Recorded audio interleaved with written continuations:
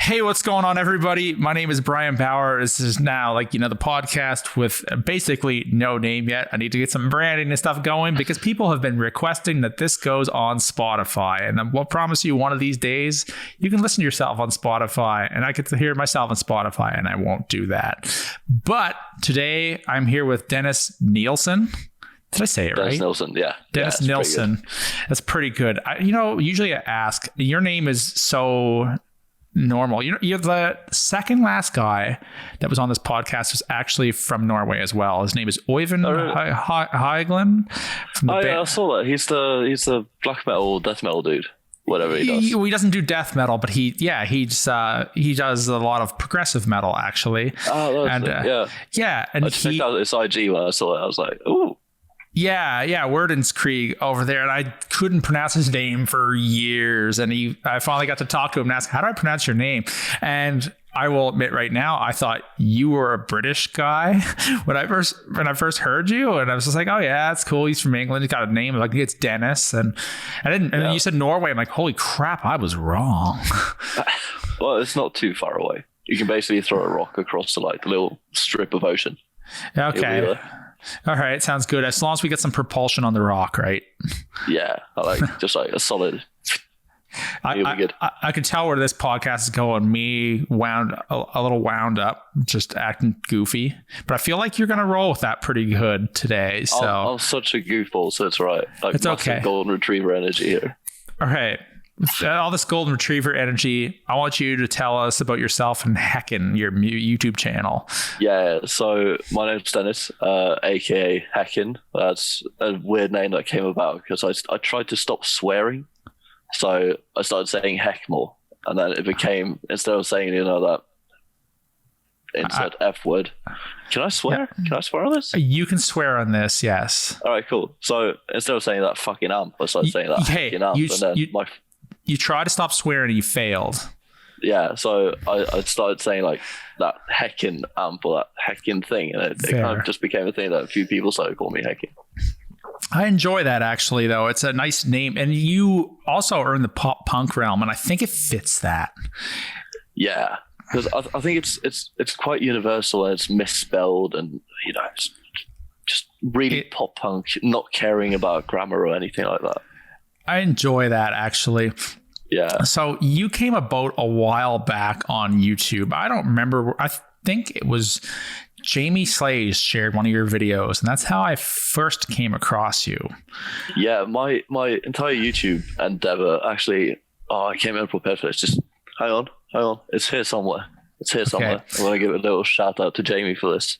Okay, so anyway, I'm actually a mod on Jamie's Discord. So if you are from Jamie's Discord, leave a comment down below because he's got a small Discord and there's lots of, friendly people over there, which is cool. And Jamie's always been an awesome guy to me too. So I think he's just an overall really nice dude. So anyway, I'll let you continue. He's the best. So I posted on a UK guitar pedals and amps buy and sell thing. Yep. I was looking for a precision drive because they were out of stock at the moment.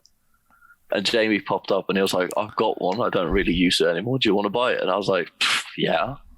And then we started talking and then my mind just got into it. And I was like, wait, you're Jamie from the Jamie Slays thing. And he was like, yeah, that's me. And I was like, huh, cool. So I have this old precision drive. It lives with me in Norway now. So, shout out to him for being a gentleman and giving this to me. Yeah. I don't know. I just got inspired by him. I watched 2 of his videos and I was like, I can do that. Yeah, man. I started doing these instructional amp and mixing things. And I did 4 or 5 of them, and then I remember took a break. I remember those videos because that's when you started, and he must have shared it, and I was like, oh, that's pretty cool. Because you had one on running a digital overdrive into a real amp, I believe. Yeah. So it was the Lancaster Audio Nobles ODR1. They basically released this software VST of the actual pedal that is also residing on that shelf behind the camera. Okay. And I was like, I have one of these kicking about. How close are they actually to one another? And I actually ended up liking the Lancaster Audio one a lot better for some reason. And I still use it to this day because I'm one of those weird guys that's I have to use an amp. I can't go about with VSTs and stuff. That's fair, So, man. The amp itself needs to be there, and then I usually run it through like a cab sim or an orange 4x12 when I want to annoy everyone. Oh, yeah. But yeah, I ended up loving that Lancaster audio thing, and it's been really good. And I'm still like, it feels almost sacrilegious to run like a plug-in through an amp. Listen, this isn't the guitar group where everybody acts like boomers. I think that the idea that everything has to be a certain way is actually wrong. And Yeah, I remember, they're not rules, things are guidelines. If it's working for you, it's working for you. yeah. If you had to go about somewhere else, maybe it'd be better just to have a pedal. But you have a precision drive, so whatever, you could. Yeah. But it's still an interesting concept with that video. I thought it was cool. Also, I think back then you had longer hair. Yeah, I used to have like this like really long, grungy brown hair thing, and then You became Hekkin. yeah, and then like I had an epiphany, and I was like, I'm going to bleach my hair. And then I had the great misfortune of covering 2 Machine Gun Kelly songs in a row, who's also a tall guy with tattoos and blonde hair, and everyone was like, that's who you're trying to be. And I was like, no, I'm a fan of him, but I'm not like trying to copy anyone. Yeah, man. Oh, man, it's so easy to associate people with that. It's like, oh, they want to be exactly like that. It's like, and they're like, you're Machine Gun Kelly from Wish. And I think I called you that because I was just being a dork, but I was joking. Yeah, you said that, but like 20 people from like my little friend circle around here picked up on it, and they thought it was the funniest shit ever. So thanks for that. Like all of the summer. Did they see that? They didn't see that from my comment, did they? Or they just picked up on it themselves? People picked up on it from the Facebook post. And it was like, I think he's got a YouTube channel called Lucifer's Sasquatch. I think he's a friend of mine. He lives in like bumfuck nowhere here in Norway. Okay, but cool. He posted one of those like, "Oh, Mum, can we get some MGK?" And the mum says we have MGK at home, and there was a picture of me. I was just like, oh, this is so bad. Oh, man. But usually thankfully it disappeared really fast. Yeah, but at the same time, you did really good on those covers, man. Like, so whatever. I mean, hey, I don't know if you know with me, but the thing that they heard first with me was they hear this thing called guitar. They hear this harder. Yeah. And it became this thing a few years back, and it came up again today. Like, it has never died. It still comes around, but new people doing it, and not everybody picks up on it. But weirdly enough, it started, I want to say, with like the Swedish people. They're like, oh, you have funny R's.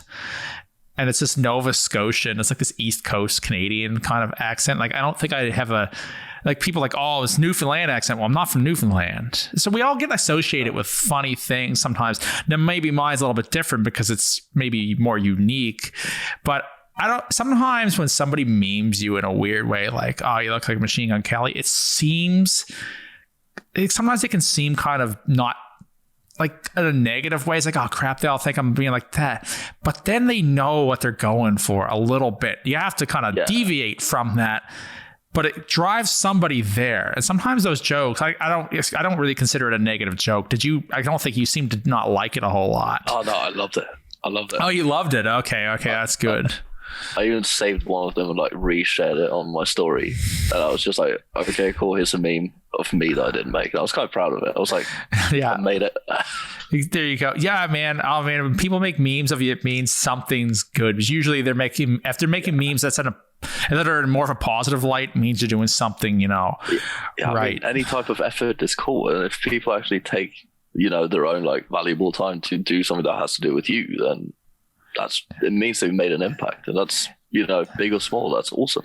Yeah. And I mean, hey, if they didn't know can't talk. If they didn't know your content, then they might a little later on, because of something like they're like, wait, well, where did this come from? You know what I'm saying? It's interesting how content comes about and how people discover things and the way they associate things with you. Now, as much as this MGK thing is that a signature MGK guitar you have? No, it's actually a Nick Johnson signature. Oh, it's a Nick Johnson. Okay. The Canadian super guitar player. I've been thinking about picking up the MGK one, just like a little.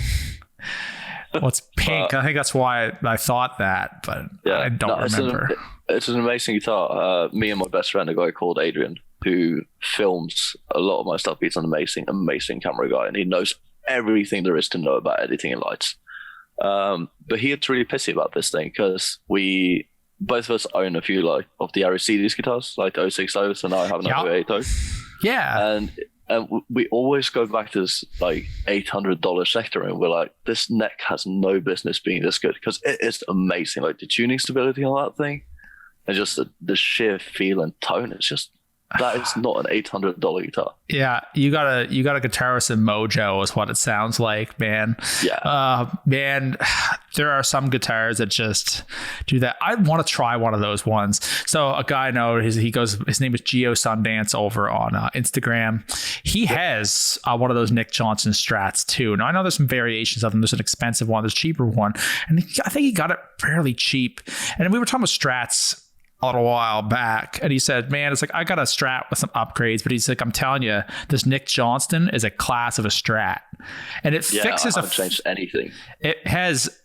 They did something that I noticed that I complained about, and I have for years. I've kind of gotten past it, but I'd still change it. That volume knob placement on the Fender Stratocaster, right under the pickup. Yeah, it's because Leo Fender didn't know how to design a guitar. He knew how to design a guitar, but it's mostly he didn't think about the player because he didn't play. Well, I said some controversial stuff there. Sorry. Yeah, the Facebook Boomer Guitar Group are going to come after you. They're going to come after you for that. When I say he didn't know how to design a guitar, it's like he actually knew how to design a guitar, and an iconic one, which is where I messed up. Because sometimes I say things and I don't quite mean that same thing. But either way, it's just those little things like a sharp bridge with like those screws that are coming up. They're very sharp. They will cut your hand if you try to play anything aggressive on that. And they weren't really for that style of music. That style of music didn't exist at the time. And the volume knob being right there is something to hit. Now people learn to play around it. Did you see the posts that I had from Facebook about that? What, around the volume knob on Strat? Or? So I tried to clickbait people with a video. And it said, I rented a Stratocaster. Since we're going to probably just talk about guitars like half the time here, we might as well just, I'll just tell my story. And I mean, I'm sure you're going to have some stories too, because I want to ask you about that Aristides or however you say it, but either way. Yeah. So I rented this Fender Strat. I'm like, okay, I'm going to shoot a video, and how I'm going to say is like, do I still hate the volume knob placement? Few years, like, I don't know, it could have been like 5 years ago or more, I went into a Best Buy. We'll get there too. And they had a Strat, and I'm like, I think I kind of want this for like cleaner, like country-esque kind of tones, because they're fun to play with and they sound good. Yeah. And I played it, volume knob hit. My neighbor has Strats, every time hit him. And one day I'm like, actually, it's a music store. I'm like, can I rent this guitar? And I want like a somewhat fairly vintage Strat, no humbuckers. I want the Boomer Dream. Yeah. The guitar of all like the old rock guys that all play. That's what I want. Something similar to that. It can be new, doesn't matter. Fender makes a billion variations, and they had it, in a Mexican Strat, and I got it. And I was kind of working on the volume knob fine, but I put the title of the video, or like the thumbnail, said, do I still hate the volume knob placement? Posted in a YouTube group, or not a YouTube group, Facebook group. I'm great with words today. Have you ever seen the group called Top Guitar Players on Facebook? I think we got thrown out of it for a rather spicy comment a few years back. Oh my God. No. Seriously, there's no way that you could beat some of these guys. This is one of the worst groups on Facebook. And if somebody from that group comes in here and they're like, oh, I think it's great, and they start like hating on me, well, take a look around the comments. Maybe you're the problem with the group. So either way, in typical human fashion, most of them see the thumbnail and decide I'm going to talk without watching the video. Ugh. I said I don't love the volume knob placement, but I work with it. And I kind of went back and did another video. Yeah. First comment, David Gilmour, Jimi Hendrix, blah, blah, blah. All could use it. Who's the problem? It's just that like, comment. what? The problem, asking who's the problem, the guy who commented that is the problem. Yeah, and it's just like, dude, Van Halen moved it because it was in the way. Just keep in mind, those guys all had those Stratocasters. That's what they had. It was the best thing at the time. Yeah. And they were an incredible guitar. But if you asked them, what would you change? I'm sure some of them say nothing, and some of them would probably want that out of the way. Some people probably got used to it being there. There's a reason they still make them like that too. I mean, it's just how guitars go. And then the next comment was, oh, it's like Geeks or Best Buy misses you. Go back to the Geek Squad or something like that. It's like, holy crap.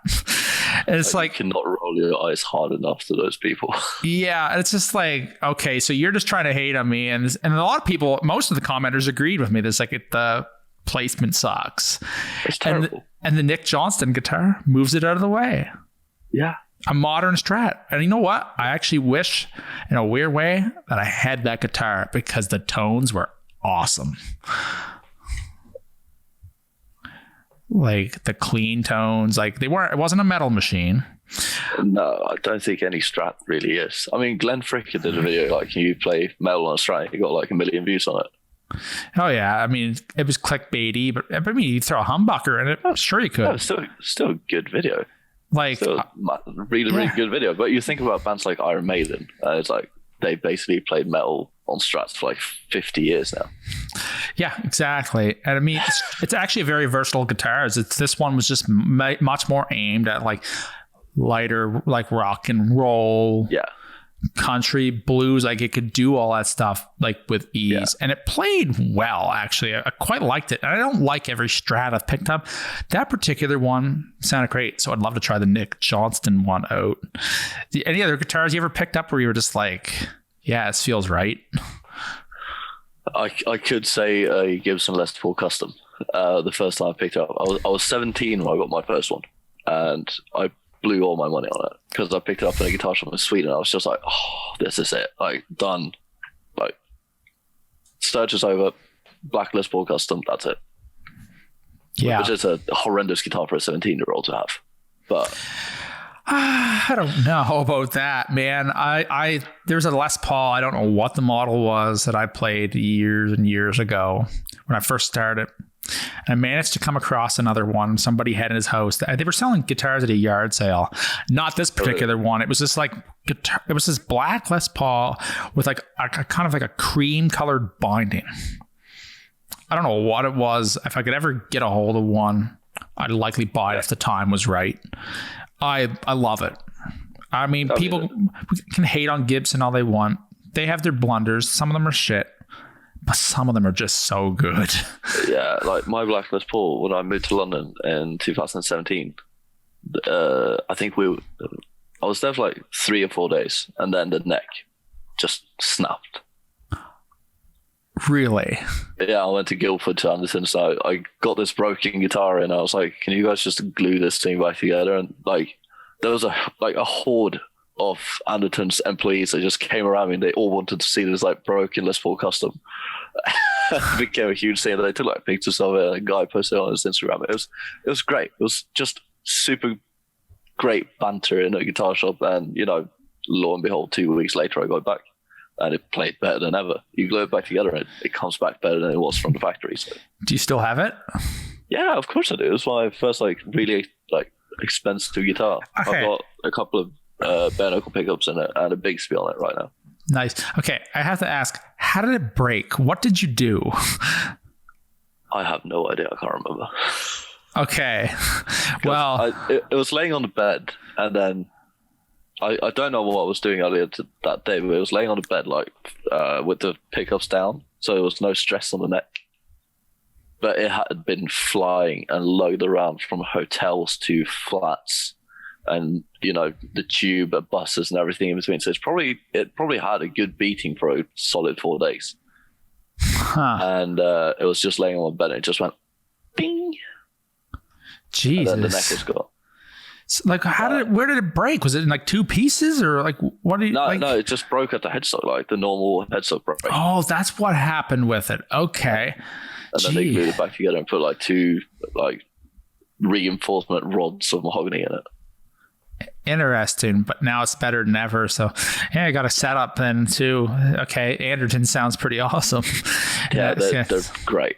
I wish I went to Anderton's when I was in England almost 10 years ago. I didn't really know about it at the time. Yeah, they kind of blew up around like 2011, 12 with the YouTube channel. That's at least where I got them from. That's when I was there too. And I mean, for various reasons, I didn't make it there. I don't even know where it is, but man, I wish I could have gone there. As for... We'll go. Okay, sounds good, man. If I ever can make it back over, there's some people in England I would actually love to, meet up with if I'm there. Well, sadly, when I was there, I didn't have the internet connections that I do now.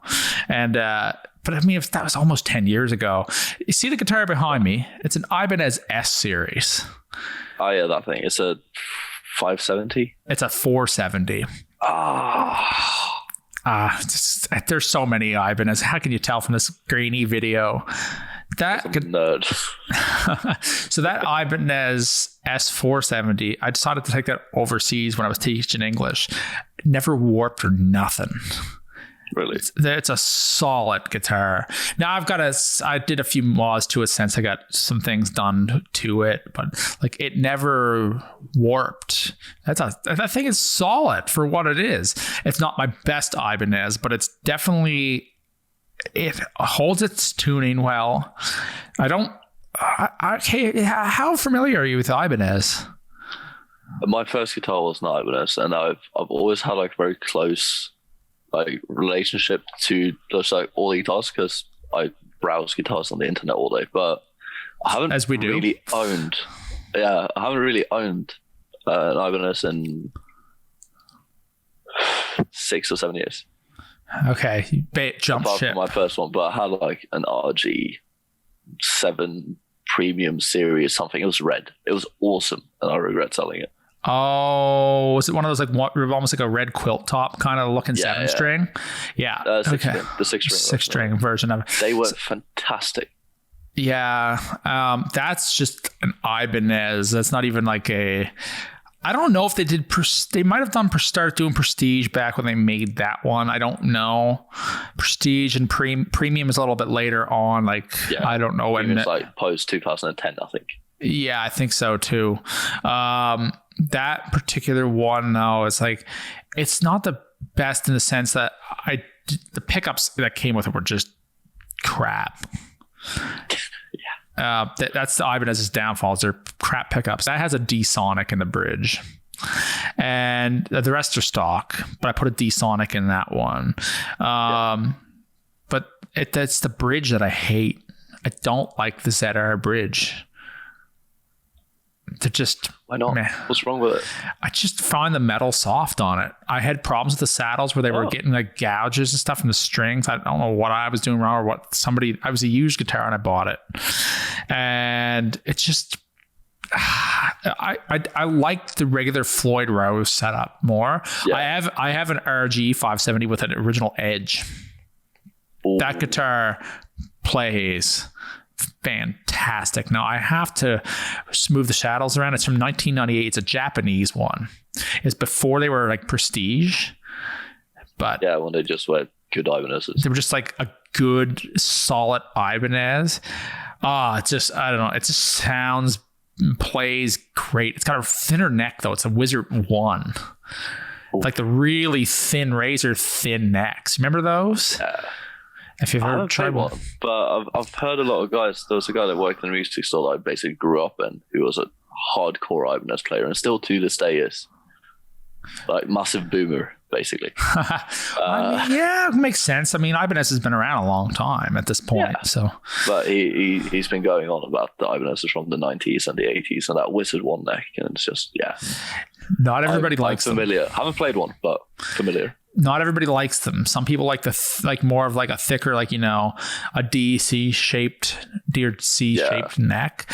Where this is like, flat. Like I remember seeing it in a old Music Stop flyer, which was a chain that used to be here, which has been taken over by Lama Quaid, and it's like the thinnest necks or something. It's like, man, they are thin. I got that guitar from a basement, put some new parts on it, and it's just really? it's beat up and it's scratched up, and everything. And I have newer guitars that have some things that I like more and stuff. But man, there's a certain feel to that guitar, and I pick it up and it's like, yes, it just feels right. You know what I mean? Like, yeah, I totally know what you mean. And that particular one is just, I got a hold of it and I won't let it go. It's too good. Like, it just sounds right. And I've had people tell me, said, like, you sound better when you play that guitar. I think a good guitar will give you the confidence to sound better. Yeah, I agree with that. I don't know. It's just, I could pick that one up and always felt at home with it. And now Ibanez has some other guitars out there that, I mean, there's some ups and downs with that brand. I think you have like the little trifecta of like the Far East brands. You have your Schecters, your Ibanez's, and the ESP LTD thing. Like, usually you get kind of the same thing. Like, if you just look at the spec sheet of a guitar, you get the same kind of value for money, but they're all fantastic. Oh yeah. And honestly, I think you'll fall so hard and be so much more attached to a guitar that costs you like $500, rather than like this $4,000 custom shop thing. Because at the end of the day, that $4,000 like custom shop guitar, it will be great and it's amazing. It's like the pinnacle of what a guitar can be. But at the same time, it's like that $500 hunk of shit that you've learned to love it, and it feels like a warm hug now. Yeah, it's something special about that. They make you sound a certain way because you can play a bit more aggressively on it because you don't have to be so afraid of it. Yeah, well, I mean, I'm going to play guitars whatever way anyway, and they all need that first ding. And once you get past that first ding, it's like a new car. You're driving it down the road, a rock will hit it. It's gonna happen. You're playing your guitar, eventually something's gonna happen to it. Yeah. Just get over it. You know, just like, I don't want to bust a neck like your Les Paul, but then I'd be a little upset. So busted. Yeah. Because I used to play with metal picks for a little while. Like I hate those. You know, the normal Tortoise. Well, the thing is, I was really into this band called Santa Cruz. Oh yeah, I know who you mean. Too familiar, but I know who you mean. Like Finnish glam, super shred outfit, and they are so sick. And Archie, the vocalist guitar player, I actually posted like 2-3 days ago that he's made an album now with all on his own, and is making, kind of trying to make his way back into the music industry with Santa Cruz. And it's like, well done with the uprising and the big comeback and everything, but disregard that. Great band. Okay. But I saw them in London, and then one of the guys threw out a metal pick, and I was like, okay, cool. So that's that sound, because they have this like really aggressive, screechy sound when they shred. And I was like, I'm gonna start using metal picks now. And I used to play really hard, so I chipped off the paint on like the front and between the strings on a black guitar. So I have this like little Africa continent shaped thing bang in the middle of it. Right on, man. Oh man, you know what? I have a couple metal picks around here, but I was lucky enough that, and shout out to Matt Halliday, I have a few of his picks, and they're made of agate, a stone. This one's a little bit thick, and he doesn't like metal, and I don't like metal. I have some sort of Dunlop metal pick somewhere. Came with pickups that I bought. I don't really care for it. I have another old Joe Satriani back, like, oh man, over 10 years ago, they used to sell these Joe Satriani pick packs from Planet Waves. And one of them was this cool JS metal pick. I can see that it doesn't really have the beveling. This here is a fairly thick pick. Now, I like this one for bass if I play bass with a pick. We're never going to see this on here that easily, but it's not going to look the best on this camera, but it's a beautiful handmade agate pick by Stone Age Guitar Picks. They're based in the US. I've got two of them. I have one that's a bit thinner. I don't know how thin. It's maybe like a 3 mil or something. I never used to think I would like thick picks, but they are phenomenal. Yeah, because they kind of give you a bit more throw over the string. But controversial topic. Very controversial topic. So when you play bass, you like a thicker pick. That one I like for bass a little bit more because I just find with guitar it was just a little bit too slow for the shreddiness for the way I play. Now it's just the way I play. The thinner Stone Age pick, I could play that no problem. It's still thick. It's still a thick pick, like THICC. But whatever Matt did when he made those picks, he just nailed it. He gets it right. It has probably has a little bevel on the side of it, so you can get. It has a bevel. More detail with it. Yeah, it's beveled. That's the secret. And then I got hooked up with another company called Hawk, which I've been using more, and they have some cool ones too. This one is kind of neat, and it's angled. It has an angled bevel for a right-handed player, and if you're left-handed, you can get the angle to go the other way. It's pretty sweet. And they're made out of a different material. It's supposed to mimic tortoise shell, but it's not real tortoise because obviously we don't want to kill turtles to make guitar picks. That's stupid. I mean, I know people will be like, well, we could have made soup, but I don't know. I'm not a turtle eating expert here. I've never had it. It sounds like a pretty slow thing to eat. Yeah. Slow. I'm not going to eat the turtle, I think. I don't know if I don't think I would. Do that. I'm by far not a vegetarian, but no. What was your controversial pick topic? It's the thing with bass, because I know a lot of people think, thick strings, thick pick, right? But if you think about it, like a string is a certain length and it's tuned to a certain note when it's that length, right?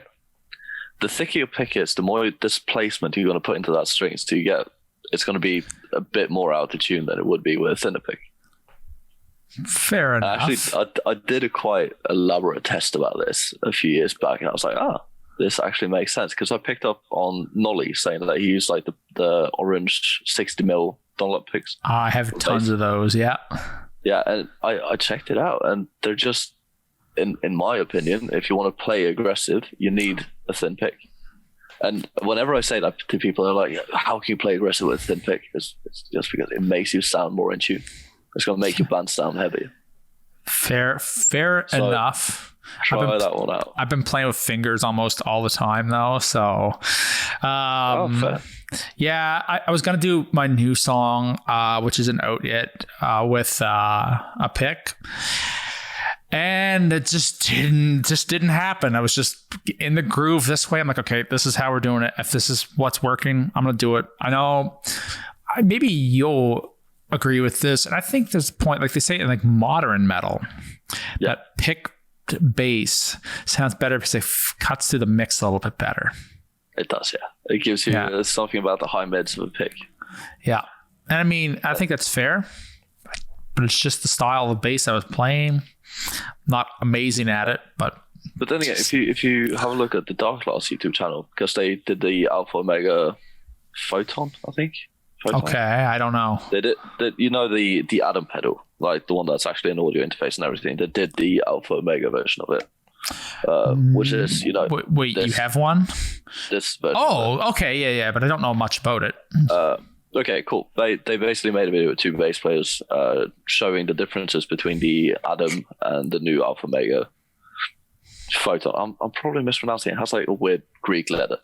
Oh, yeah. You're asking the wrong guy. I'm Canadian. Okay, cool. We'll get Phil X on there. He probably knows a bit more of it. Yes. One day, you're going to get there.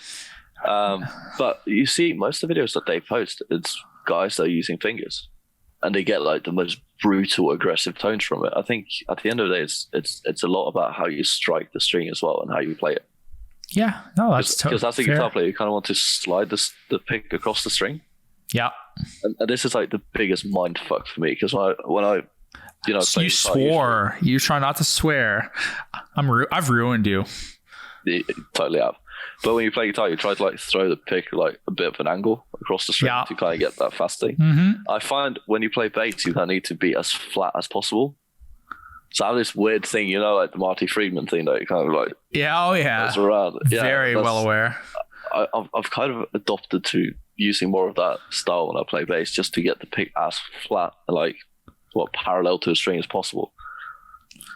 So you don't get those weird harmonics of a string scratch when you run it through a heavy distortion. That's fair. You know what? I try to use heavy distortion. I always end up like writing something where I'm like, but I like that clean sound for this. So I'll go in with the Dark Glass Neural DSP plugin, which is out of all the plugins, out of any amp sim, of all ones that I've ever used, that is like just a plug in the computer, mostly that one. Yeah. And I'm mostly a Kemper user. I don't know if you know that or not, but I'm mostly a Kemper user. Yeah, I used to have a Kemper too. When I lived in a small flat in London, I was just like, I need something that sounds like an amp. Yeah.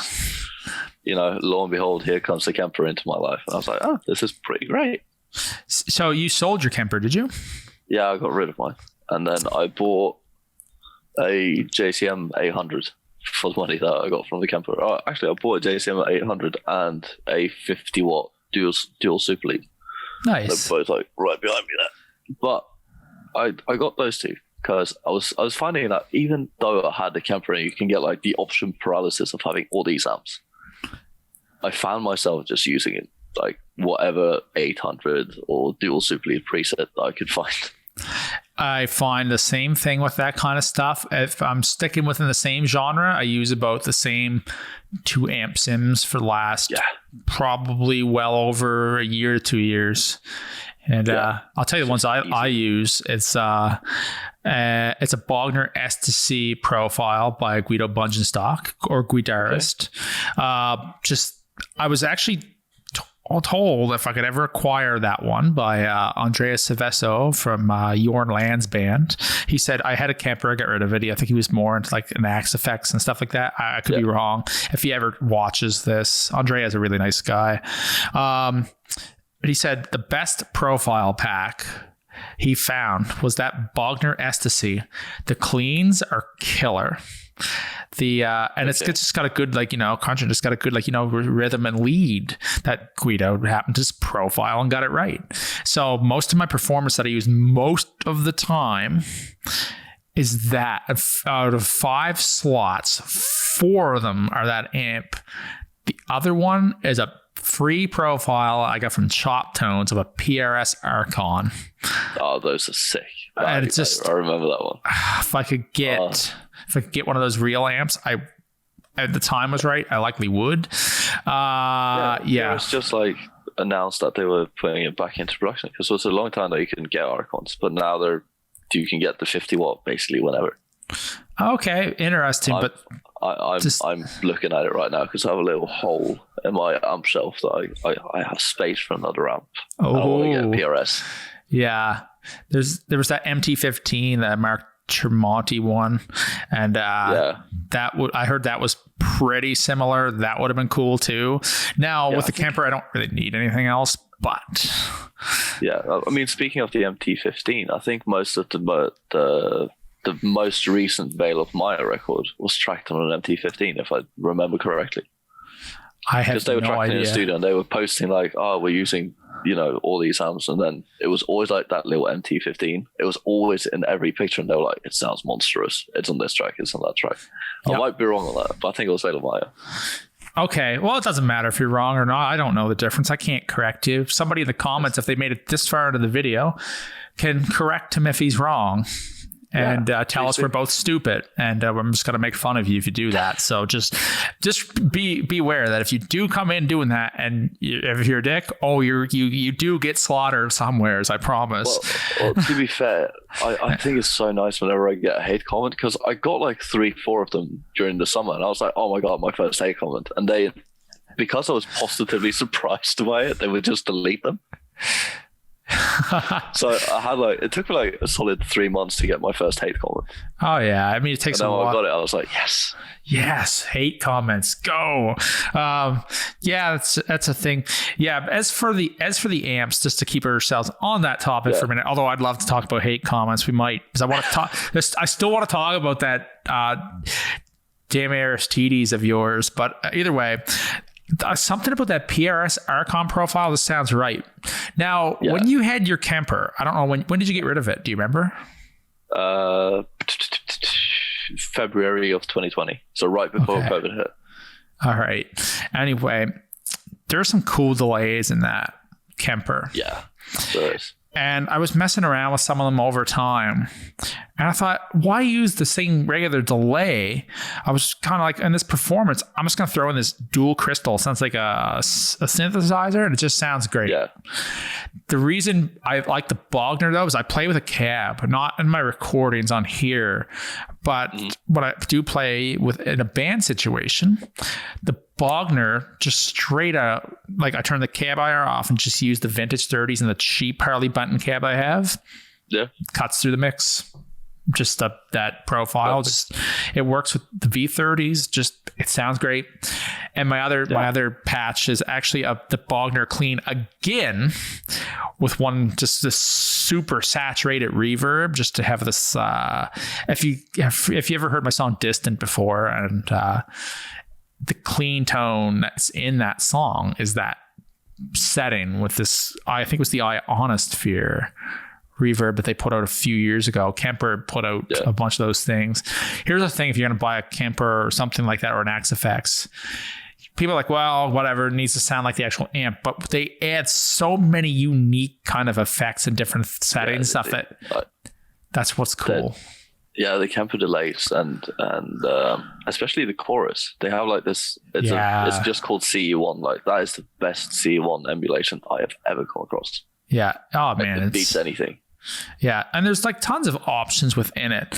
So when you go to the real amp thing, you have to find some sort of thing to have those effects with it. So there's ups and downs of having everything, because I mean, it's pretty cool to have a tube amp, right? Yeah, tell me, I've got 6 of them right behind me. All right. Holy crap. What's your favorite? I don't know if you can see it, but it's my Super Lead that's just sitting on the shelf there. It's just a 100 watt Marshall Plexi, 1959 hand wired, nothing special. Yeah, it sounds like a Super Lead, and that's kind of what I want to do. The only like grief I have against that amp is that it makes an 8-string sound like shit. We weren't made for that kind of low frequency. I know. Now, keep going. Yeah, but like the saturation and the gain on it is perfect for like the 6-string, tonality. You play anything to that thing, and it's just gonna sound so good, and it's clear as day because there's not a lot of gain on tap, and it's not a master volume control either. You just have 2 gain knobs basically, and it's how much do you want, and that's all. It also works. Yeah, I usually just set both of them to 3, and I jump the channels.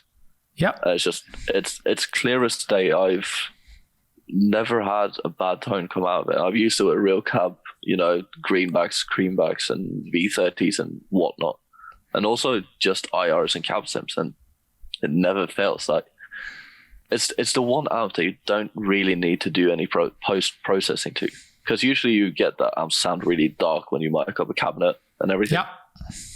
And the trick of putting like that Chris Lord Algae like 6K SSL boost on it and just crank the top end.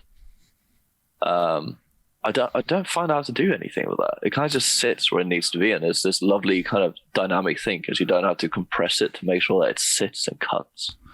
And that's one thing that if you can come across some sort of tone like that, whether it's digital or tube, whatever it is, just use it, run with it. Don't worry about reamping. If you can get it right from the get-go, you don't have to worry about reamping it.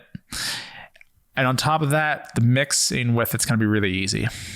Yeah, I mean, it's deafening in the room because it is quite a small room. It's only like, maybe 10 by 10 foot. Yeah. It's small, and it's deafening. Oh, yeah. I mean, that amp is huge. So it's how many watts? 100 watts? It's 100 watts, yeah. Yeah, there you go. I had a 100-watt tube amp at one point. Yeah, it's 100 Marshall watts. So it's like 1,000 watts of whatever other amp brand you want to talk about. Yeah, exactly. Now, you mentioned earlier the 8-string. So it doesn't work well with the 8-string, but you have a really cool 8-string. I do. Can you tell us about it? Actually, I'll go get it so you can actually see what it looks like. Go get it. Okay, so with me.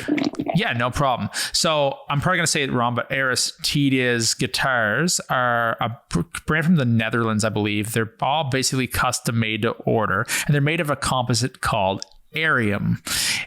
So nothing is actually wood on an Aristides guitar, and even the fretboards now are made of a composite called Richlite. If you're not familiar, I've played a few of them. They are phenomenal. So tell us about yours.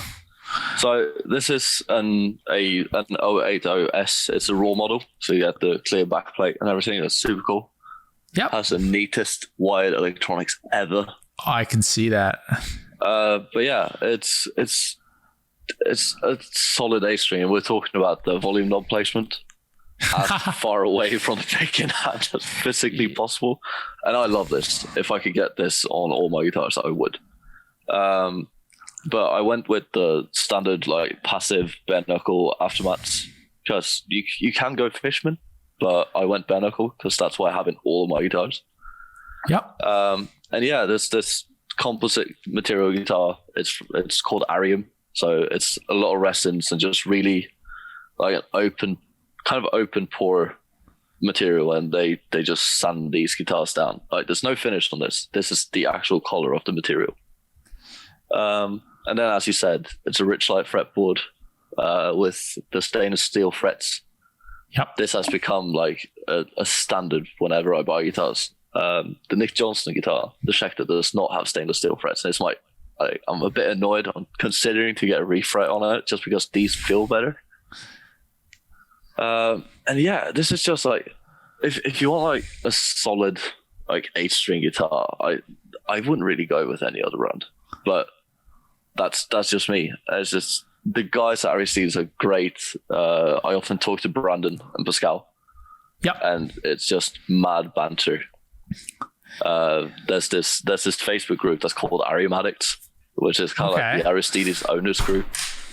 Yeah. And whoever's interested in the product. And it's just, there's always something fun there. It's a really supportive community. And, you know, obviously I could have gone anywhere and spent this kind of money on an 8-string and gotten a very good result out of it. But I went with the Aristides guys just because the community with the guitar players and just the people around the company is just the most amazing relationship you're ever going to have. That's awesome, man. My very limited experience with their people, which is Paul DeMaio, was awesome. Yeah, he's such a cool dude. I haven't really spoken to him, but he's always so supportive, and it's always like just, you know, popping up in the comments on Facebook. Well, they know who's bought their guitars from them. And I met up with a friend of mine, a friend of mine. I didn't actually know him in person at the time. I was invited to his house to try some Aristides guitars. He had a few of them. He had an 060, and I think it was called Snowflake or Snow. It wasn't Snowstorm, but it was like this kind of white sparkle kind of finish. Oh, the Arctic Sunset sparkle thing. Something like that. I don't know. Yeah, I'm not an expert. My friend has one as well. We refer to it as the ass. Because, you know, Arctic Sunset sparkle. Ass finish. The ass guitar. Nice. So the donkey guitar, right? Yeah, and you know, I think it was a NAMM guitar back in the day because he bought it from Brandon at Aristides. Because he owned it, so it's like second-hand thing. Okay. But everyone at the factory has signed it and drawn dicks in the back cavity of it. So there was this joke they had 2 dicks in his ass when he first got the guitar. I love it. That's amazing. Anyway, that's the kind of people you get. It's just memes. I love it. I love it already because you send memes back and forth a little bit. I've noticed you post a lot of memes on Facebook, and it's like, yeah.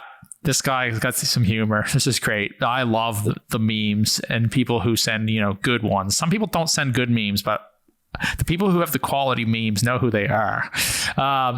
As for the Aristides, I never owned one. I've only played them once for a few minutes each. I played an 060 and an 070. They were immaculate. I have a struggle to really put that kind of money into a guitar. It was like they were perfect. They were just perfect. Yeah, they're like over-engineered guitars. There is nothing wrong with it, and you can sit down and nitpick, and you will not find anything. Yeah, like they come perfectly in tune, intonated, and everything out the box. Like, because I made a video of me just unboxing this one when I got it. You can plug it into an amp and just take it straight to a gig. You don't need to set it up or anything. They'll do all that's for you, and they hold tune like no other guitar can. Yeah, and keep in mind too is that they can set that up and it's not going to warp and travel because it's not wood. It's composite, exactly. and they don't feel dinky at all. No, they don't. Like that's a misconception. I think people are like, oh, it's a piece of plastic. No, it's not just a piece of plastic. It's a piece of very well engineered plastic. It's a composite called Arium, as we said. Arium, yeah. Anyway, and I said it's not plastic, or it is plastic, but it's not really a plastic. It's just not wood. It's its own separate, unique entity. Exactly. Anyway, I played one that had a super distortion, like my RG. And it was like, I know this is a biased answer, but I loved it because the other one had Fishmans. And I've heard Fishmans work great in a mix, but I like what you did. You put bare knuckles in it. I like bare knuckle pickups. I have a set. I have a set of nail bombs and a 7-string, and they're just awesome. And I just like that sound of that super distortion. I'm not saying I always love it, but it's just like that sounds right to me. Even compared to the Fishmans that were in the other ones. And that's not to knock the guitar, the Fishmans, or to knock the Fishmans, really. It's just like, okay, I don't know if I love the Fishmans, but I haven't had a lot of experience with Fishman to really say whether I love them or I hate them. I think there's a little bit of very subtle and welcome compression that comes with at least the Fluence pickups. Yeah. And, for a lot of metal stuff, you think about Tosin from Animals as Leaders, and I wouldn't play that stuff without a Fishman pickup just because it's so articulate, and the Fishman pickup is the most articulate thing you'll find on the market. The thing is, my hands just like a bare knuckle. Yeah, and that's kind of how I feel too, but I would love to sit down with a set of Fishmans. So if anybody made it this far and has a set or has a guitar with them, they can always send it my way. That will not happen, but hey, whatever, who knows? And saying that, what I've heard about the Fishmans is that it's like, if you don't love them this way, I mean, I gotta have to try some different voicings and stuff with different tones in my own setup. And I'm sure that I would actually learn to love them. But I've heard in a mix, once you start working in there, that's what they're for. You start working in that mix and they're just the right sweet spot, Yeah, I think to be fair, you can get any type of heavy tone with any type of humbucker and a pedal. Yes. But it's nice to have it, as close to the source as possible, and it will impact your playing. And I think it's up to yourself as a guitar player. Just try a bunch of different shit and see what you like. Now, and back to keep myself on topic, because I'm terrible at that. The Aristides took these pictures, we post them on Facebook, or somebody did, and Paul actually sent me a message saying like, hey, can we post these? I said, here, I'll send you the actual photos that I have. So even though I've never actually ever dealt with Aristides in the sense of wanted to buy one, I still think that company's amazing. Or the fact that they just asked, can we have these photos? It's like, hell yeah, you can have them. Yeah, and they're just super nice. And they're just, I don't know, I have a good feeling about Aristides. Yeah, I don't think anyone has anything negative to say about them. They just gave me a very good impression from the get-go. Not every company has that feeling, what they did, and I liked that. And that's why even though I don't have one, I have mad respect for them. And I like that they have it's a modern concept instead of the same thing. Let's make a Strat knockoff. They don't. It's not still an S-type guitar, but it's not just another piece of wood with a funky looking headstock that looks like a Stratocaster but isn't, but might be better but might not be.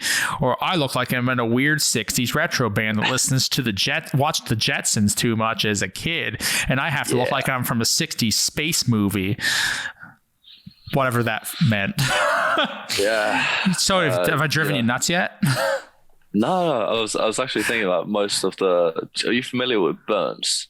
Like an English guitar company called Burns. No. They're exactly what you just described, like a 60s retro outfit that watched the Jetsons too much. I was like, that's Burns guitars in a nutshell. Interesting. I'm sure I can't be the first person who thought that one up about things, but okay, this is just a matter of taste. and this is not, and when I say this, I'm not talking about the Fender Stratocaster or the Les Paul or the SG or anything like that.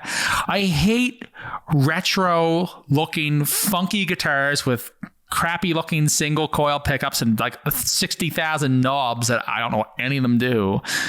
I just hate it. I just hate it. They always have some junky looking bridge on them.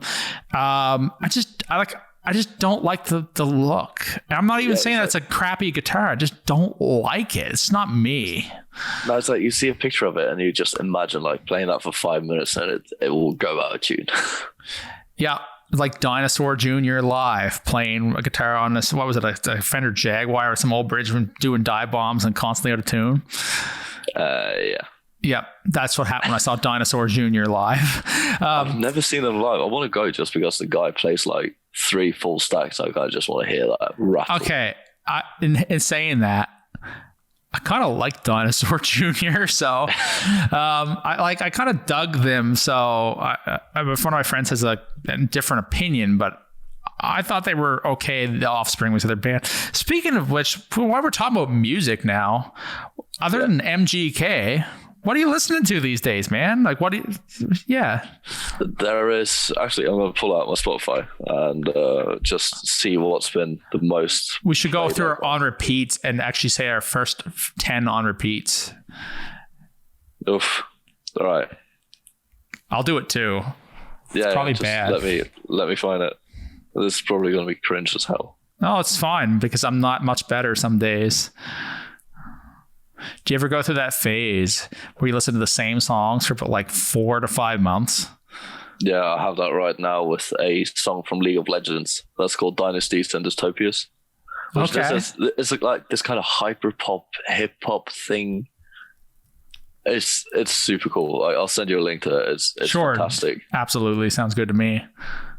So there's a lot of... there we go. So... Okay, cool. There is actually some MGK songs on there. That's fun. That's great. Okay, so you know what I'm thinking I'm gonna do. I thought of something down during this while we're just winging this. That everybody that I get on now, I'm gonna say we're gonna go over our top 5 on repeat songs on Spotify if they're using Spotify, and you can't pretend it's something else just to see, even if it's embarrassing or cool. I'm not cool, so I don't care. So what are yours? We can just do the top 5. All right. So my number 1 is Ava Max, My Head and My Heart, which is a rip-off of ATC's Around the World. Okay, I don't know that. Number 2 is Impulsively Responsible by Intervals. Nice. Number 3 is Fold Again by Richard Kotzen. Cool. Amazing guitar player. He's awesome. Underrated. Winery Dogs. He was in Mr. Big too at one point after Paul Gilbert. Yeah. Yeah. Kotzen. And then there's a song called Me, Myself and Adderall by Lost Kings and Goody Grace. As a new one to me. Yeah, is that your 5th one? That's my 4th one. Oh, it's your 4th one. 5th, yeah, then my 5th one is Church Burner by Periphery. Nice. Oh man, solid mix. All right, so if I do this, I got to do another podcast with somebody fairly big coming up Monday, or I hope it happens. And by the time that comes out, I'll probably have that one recorded. So let me pop up my Spotify and let's see. I'm gonna go to my on repeat. All right, I have 5, and 2 of them are the same band. One of them the first one is Play Dead by the Birthday Massacre, which does not sound like the kind of music that I listen to. But because I'm in Discord, if you're not in my Discord, please join. Corey Allgood posted them. And just because I've listened to so much of the same kind of music, I'm like, hey, this is something refreshing in my ears. Let's listen to it. And it was like an older album. They were a Canadian band. I didn't realize that. Like older than me. Like it would have been like when I was in high school. And they were like I don't know, what you call it, gothic or something. They looked like they were all dressed up like gothic school kids or something. Like and semi-industrial goth. Yes, absolutely. Yeah. Sometimes I find something new and I'm just like, I like this. That's cool. Yeah. All right. Next one. I don't know what country they're from, but I think it could be Norway or one of those places. It has one of those like O's in the name. The song's called Photophobic it looks like it spells mole. It's like M, but like the O with a slash and an L. You obviously could speak that language. I don't. It's a ring. like a river slash. Yeah. Well, how do I do it? How do I say it? Teach me. Okay. Yeah, okay. Yeah. Okay. I think. Mole. Anyway, it's F and that letter and then an L. Okay. Is that how it's spelled? Yeah, M. That weird O/ thing L. And then that's mole. See, most of the time I can say the alphabet until it becomes like Scandinavian, and then I'm just screwed because like what the hell? It's like the Scandinavian letters, like the 3 letters that will confuse everyone forever. Yeah. Well, at least it's not Russian, but it's like a 3 in like the middle of like the language. I actually had to learn how to fucking type and read Ukrainian. Okay. Interesting. I got really good with it. I basically know how to type out the alphabet now, and it's engraved in my head. Well, because I lived in Korea, I actually learned how to read Hangul. I can phonetically read Hangul. It doesn't mean I know the words, so I could be saying something terrible. But if I knew the words, I could go in like, hey, that's the food that I like, and I could order it. And I got better at that than French because my French is terrible and I'm Canadian and I don't speak French. All right, third song, keeping us on track. The Love You Want by Sleep Token. Have you ever listened to Sleep Token? Oh, Sleep Token is so sick. Oh, man, they're so cool. I want to go see them live. I think they're going to play Radar Festival in England next year. I'm probably going to go. If that thing is still on.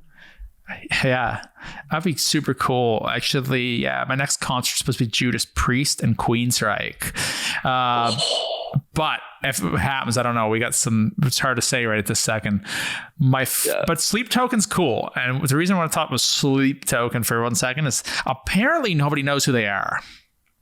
I think somebody does, but it's like there's a bit of mystique to that band. Yeah. It's a different listen, but I dig it. It's like modern, but it's like kind of avant-garde. It's kind of metal. It's kind of not. It's refreshing. Simo Sups told me about them.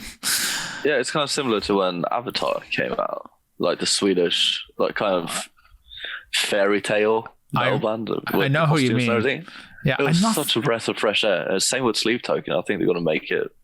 Oh yeah, really big. Like we're going to look back at them in 10 years and be like, those dudes. Alkaline. Oh man, that was such a good song. Like that.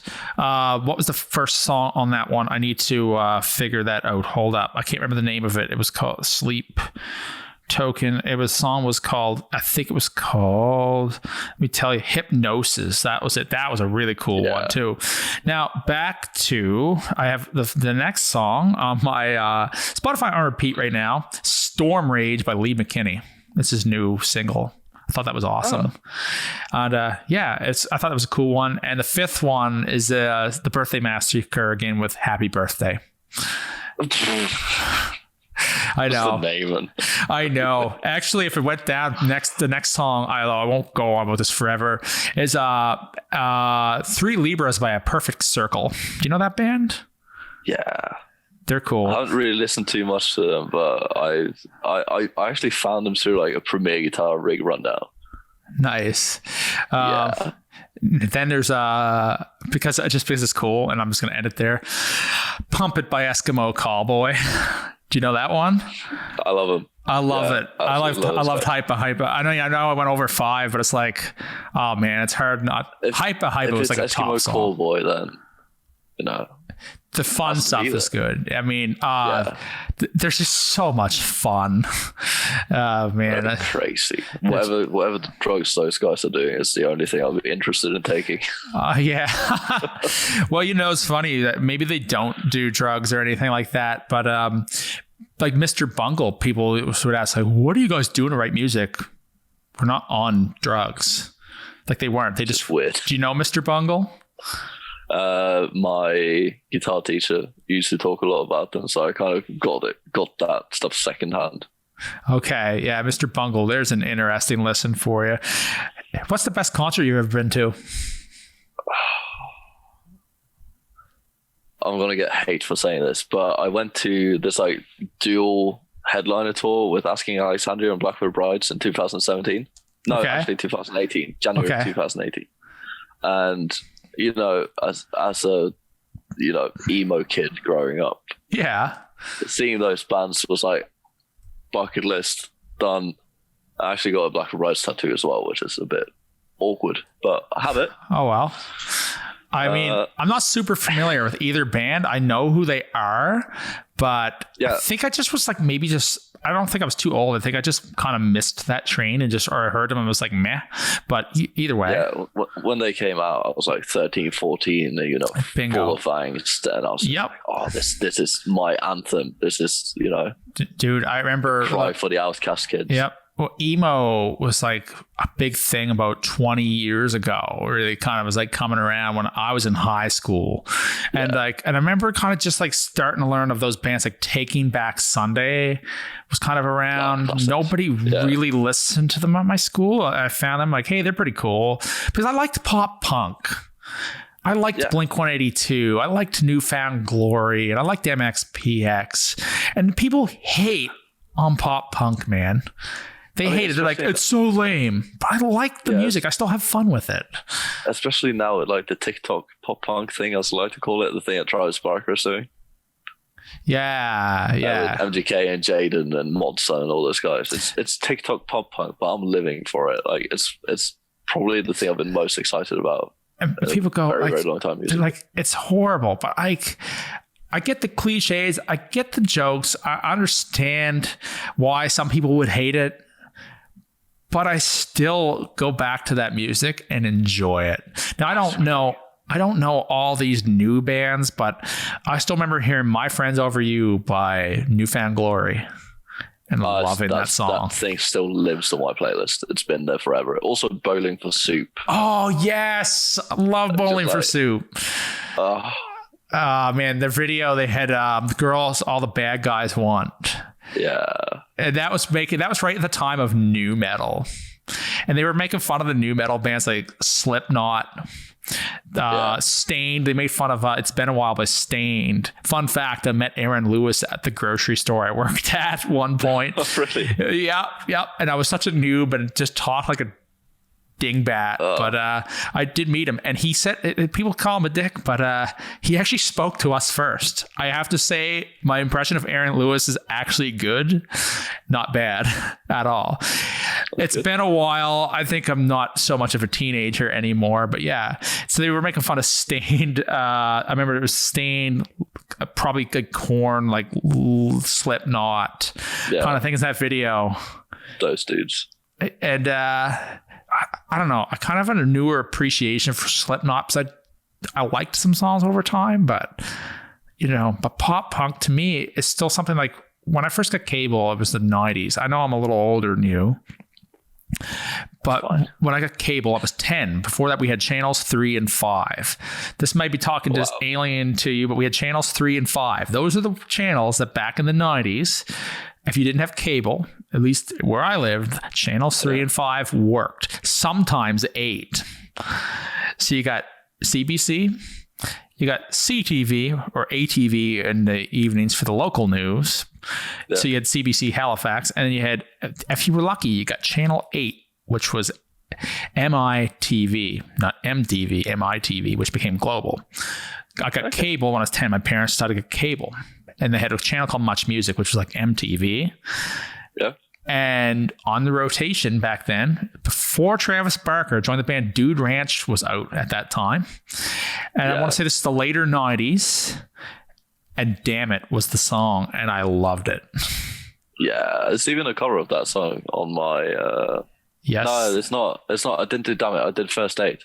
Oh, First Date's an awesome one. That's a little bit later. Yeah, it's a little bit later. Actually, I have produced. I haven't produced, but I've reproduced Damn It as well, and I just never got around to filming it. I almost feel like I need to do a pop punk cover with somebody just for hell of it. I think I was saying to Philip, a guy I know, should do that too. But hell, should do a pop punk cover someday. Yeah, let's get a couple of guys together and just do like a collab. I know it's a drummer, except the project with everybody else took forever because people fell apart. But like, there's a drummer I know. His name is Matt Musedalian. I used to jam with him back in the day, and he's on an upcoming cover. And I promised that video is coming out soon, Matt.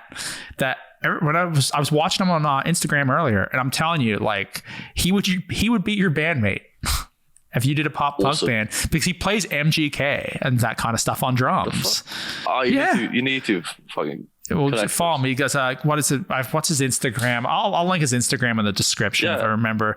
It is hold up. Hold up. He was up there, Matt Music, because his last name is Musdalian. But like, I'm gonna send you his drum thing he did there right now. It's like Dennis Nilssen. All right, I'm sending it to you now. I'm telling you, he is like. In terms of like your style of like when you're into your pop punk stuff, like he's you, man. Like he's not you, but I feel like you and him would jive, man. And you guys, what I like about both of you is that you both like a variety of music. Like you're not stuck in pop punk. Like I know you really are going that direction, but I associated you with gent when I first heard of you. Yeah, I mean, I still listen to everything in between gent and progressive metal, all the way over to like, just hip hop and the regular top 40 stuff. Yeah. And you need to keep everything fresh. Yes, exactly. And it's funny because people will be like, oh, his like my top 5 Spotify would probably be like, oh yeah, it'd be Iron Maiden and these kind of bands. And I've heard that stuff so much. I still listen to Iron Maiden this week for sure, and Evergrey and Nevermore. I love Nevermore and all this stuff. But just what happens, I think the reason things go on repeat is because I need something to listen to quick when I'm driving down the road. And I go click, and I'm like, okay, this is here. I need to go. I can't sit here and decide all day. But once I love when I get that suggestion of something new, I'm like, oh, I'm wearing this out. And Sleep Token was one of those bands for me.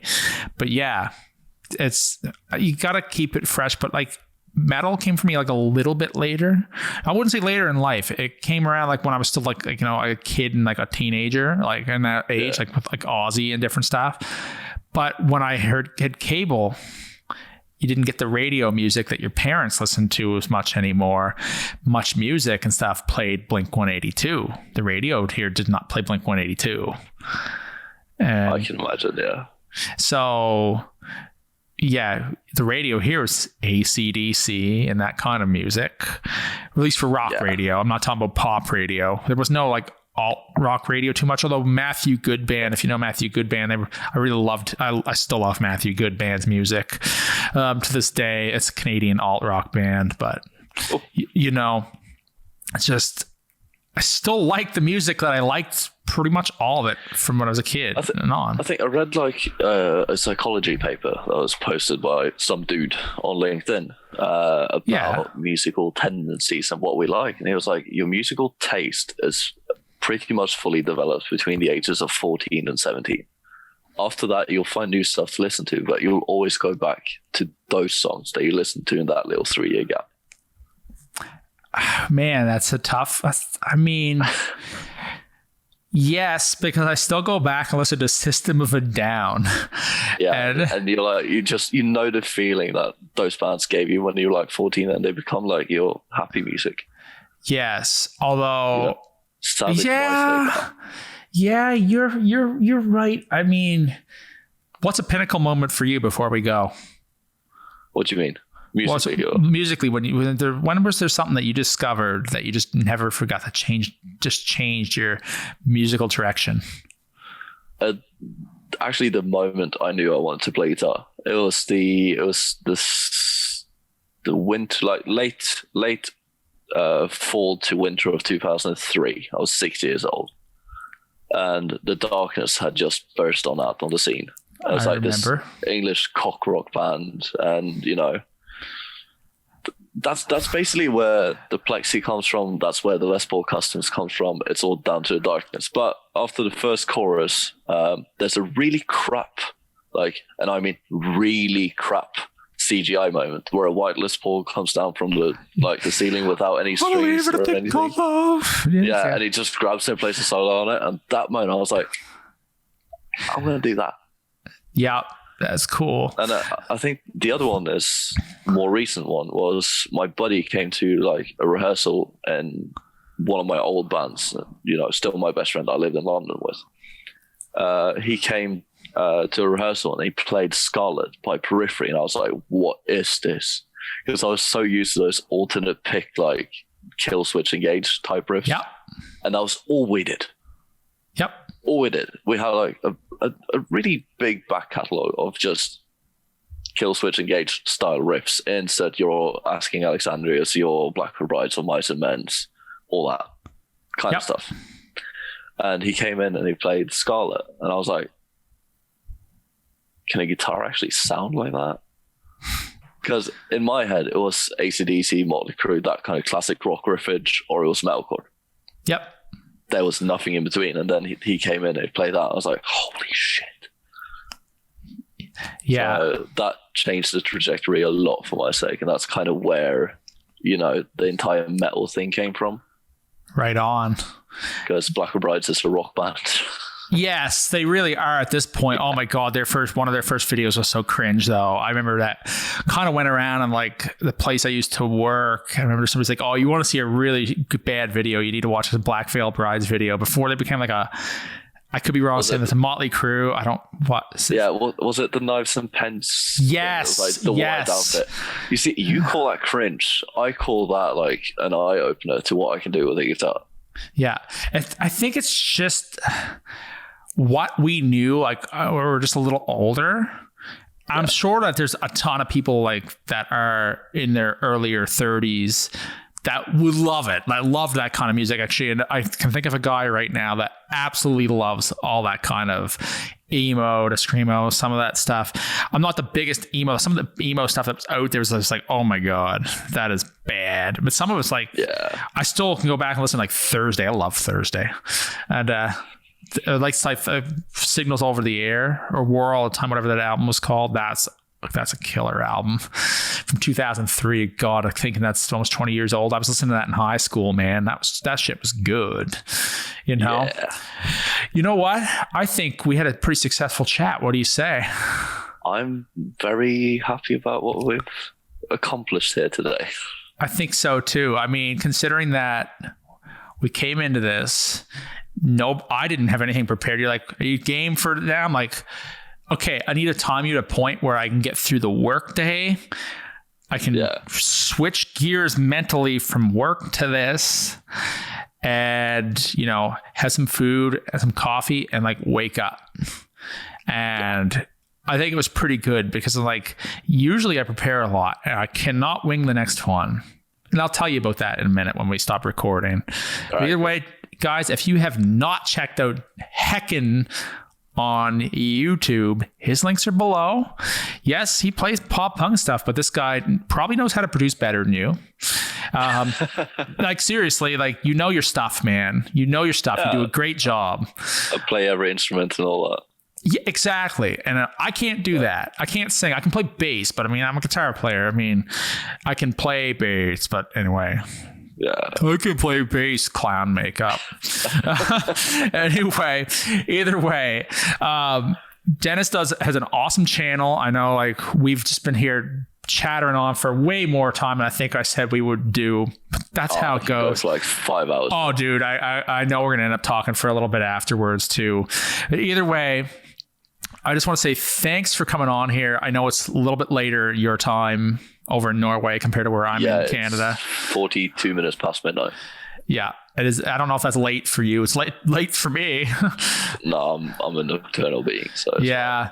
Either way, I mean, these time differences, it can always be a struggle. So I gotta say thank you for, you know, dealing with mine and my priorities and stuff to do this, which is cool. It was a great idea. I'm very happy we did this. And thanks for having me. Hey, you're very welcome. So you guys go check him out below. So subscribe to Hekken.